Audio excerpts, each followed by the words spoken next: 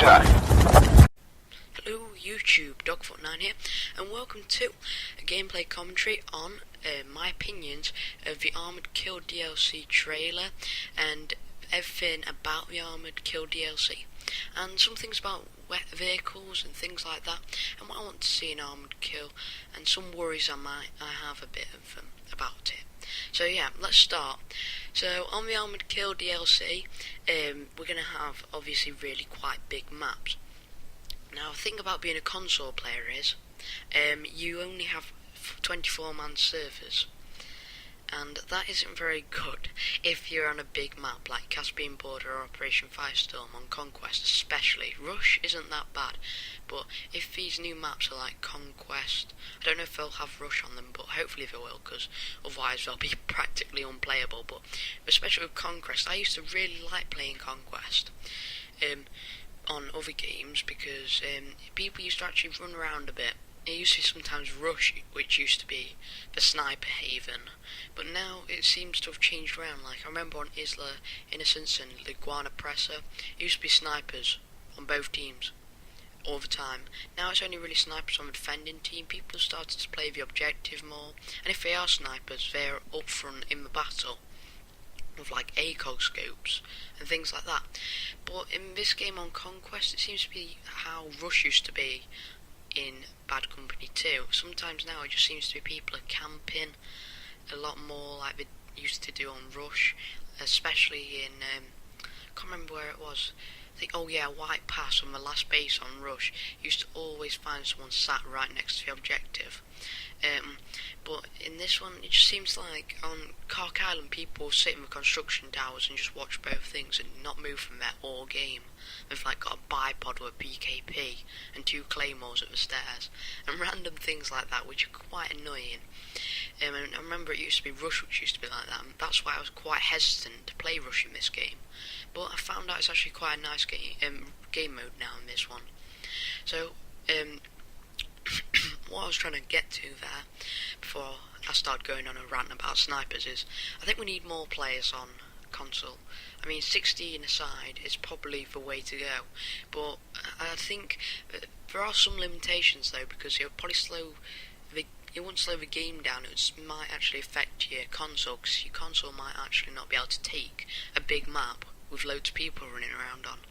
I know definitely I don't think they'd be able to take 64-man servers, but hopefully they'd be able to do 32-man, because that'd be quite good if they could like just make the maps a tad smaller than they are on PC, or make them 16-man. They could just incorporate that just for that game mode or something like that, because I mean I'm sure the consoles could actually take that, you know, because if you think about it, they can easily take 12 men, so why not an extra 8?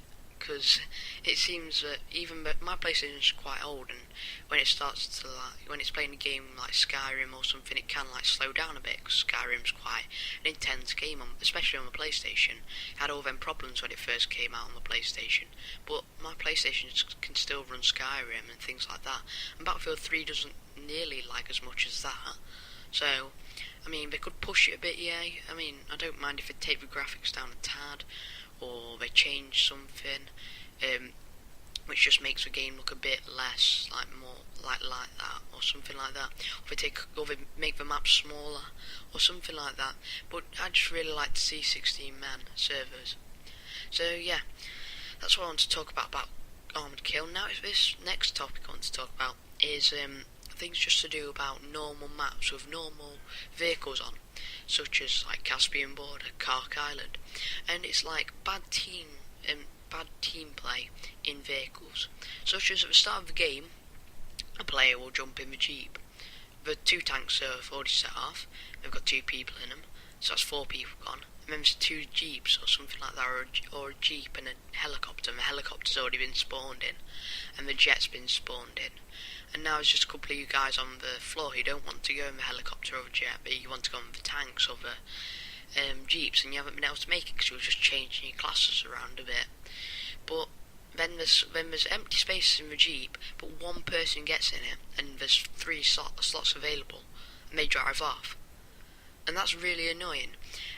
I don't know what the EA could do to compensate this, but I'm just saying it's really quite irritating when that happens, and hopefully EA will have put enough vehicles in these new maps, so it's like 3 tanks, 3 jeeps, 2 jets and a helicopter, because that'd be quite good. And sorry about that, then I went like a Wookiee who was waking up, I don't know, but anyway, so yeah, I think that'd be quite good if they did that, because then there's more vehicles, because they're bringing in artillery, but that's only 1 seat, I think, so that might not be.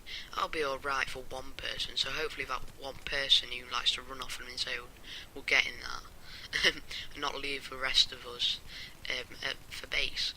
And also, I want to talk about people who have just started the game wasting like vehicles, like jumping in the jets and doing things like that. But really, people have been complaining about that a lot. Like they've been seeing people camping the jets. You can't really do much about that. You must admit, you can't really do much about that. The only way you could change that is probably make it sure like it's like a waiting you go sort of thing. Like if you spawn in the tank 1 time, you crash it, and then the next time it comes in, you can't spawn in it. If you get what I mean, because that'd be kind of like a waiting sort of way. But I mean, if it's a 64-man server, you can't do it for 3, because obviously if it was a 12 or 16, it would be alright like that. But for 64 people, there's only 2 jets, then it's going to be a bit hard to let everyone have a go with only 2 waits between the things. So yeah. Leave a comment below what would you like to see in the Armoured Kill DLC, and what your opinions are on people wasting vehicles. Thank you guys for watching, please leave a like, and I'll be seeing you guys later. Bye.